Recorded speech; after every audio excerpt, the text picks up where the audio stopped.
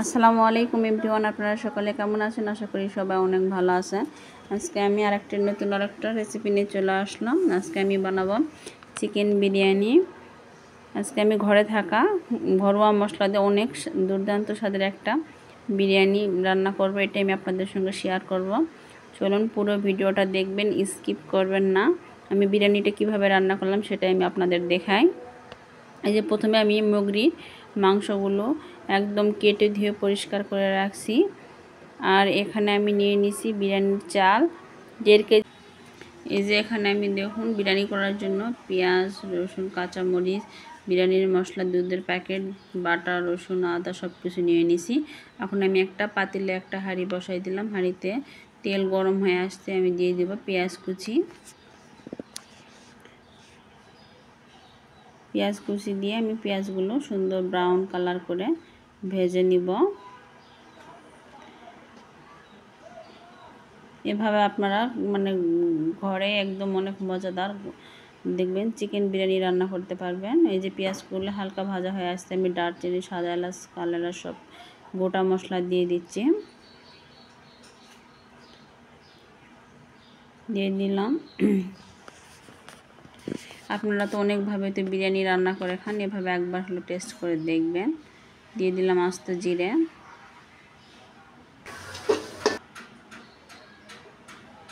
এখন দেব জিরা গুঁড়ো, ধনিয়া গুঁড়ো, আদা বাটা, রসুন বাটা,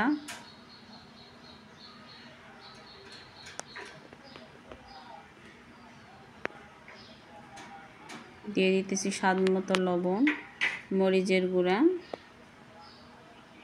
আমি মরিচের গুঁড়াটা অল্প দিচ্ছি। এখানে আমি কাঁচামরিচ আবার দিব। কাঁচামরিচের থেকে অনেকটা ঝাল বেরোবে। আর বিরিয়ানি বেশিটা ঝাল ঝাল হইলে অত মজা লাগে না। যে দেখুন আমি মশলাগুলো সুন্দর করে কষায় নিয়েছি, একদম তেল উঠে আসছে। এমন পর্যায়ে আমি দিয়ে দিব মুরগির মাংসগুলো।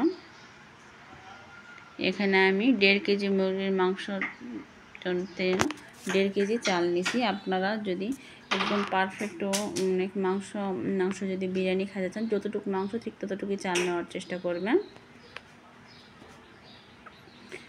আমি এখানে কোনো পানি দিব না। এই মশলার মধ্যেই, এই তেলের মধ্যেই আমি মাংসগুলো কষায় একদম ভেজে নেব। এখন আমি দিয়ে দিলাম কয়েকটা কাঁচামরিচ।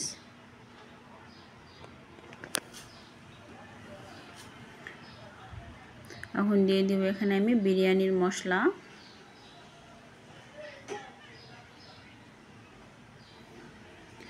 আর আমার ভিডিওটি যদি আপনাদের কাছে ভালো লেগে থাকে তাহলে দয়া করে একটা লাইক কমেন্ট করবেন। আর যারা নতুন তারা সাবস্ক্রাইব করবেন। আর যারা সাবস্ক্রাইব দিয়েছেন তাদেরকে অসংখ্য ধন্যবাদ। এখন আমি এখানে দিয়ে দিব গুঁড়া দুধ।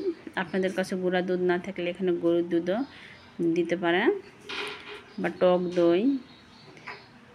আমি এখানে গুঁড়া দুধটা দিয়ে দিলাম।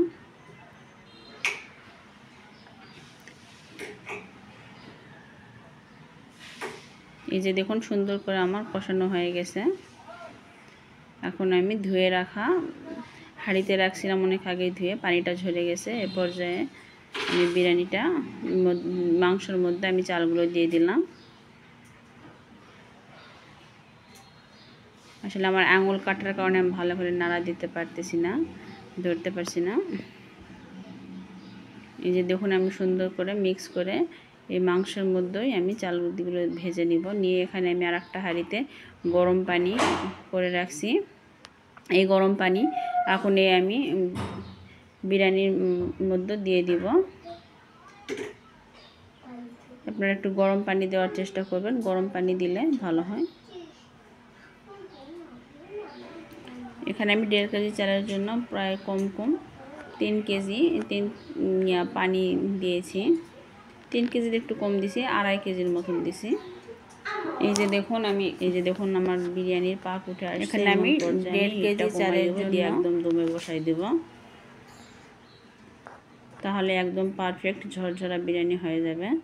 আমি আবার ঢাকনাটা উঠায় আর একটু হালকা করে নাড়া দিতেছি। আপনাদের কাছে ঘি থাকলে এই পর্যায়ে একটু ঘি দিবেন। আমার কাছে ঘি নাই দেখে আমি ঘরে থাকা সামান্য কিছু উপকরণ দিই এই বিরিয়ানিটা করতেছি। এই যে একদম চাপা দিয়ে আমি এখন দমে দিয়ে দিব। আর 10 মিনিট পর একদম বিরিয়ানি হয়ে যাবে।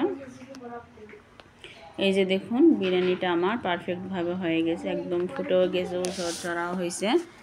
এভাবে আপনারা একবার হলে ট্রাই করে দেখবেন, অনেক মজা লাগে। আর আমার রান্নাটি আপনাদের কাছে কেমন সেটা প্লিজ কমেন্টে বলে যাবেন। আর এরকম নিত্য নতুন ভিডিও পাওয়ার জন্য আমার চ্যানেলে একটা সাবস্ক্রাইব করেন, আর ফেসবুক থেকে দেখলে একটা ফলো দিয়ে দিন।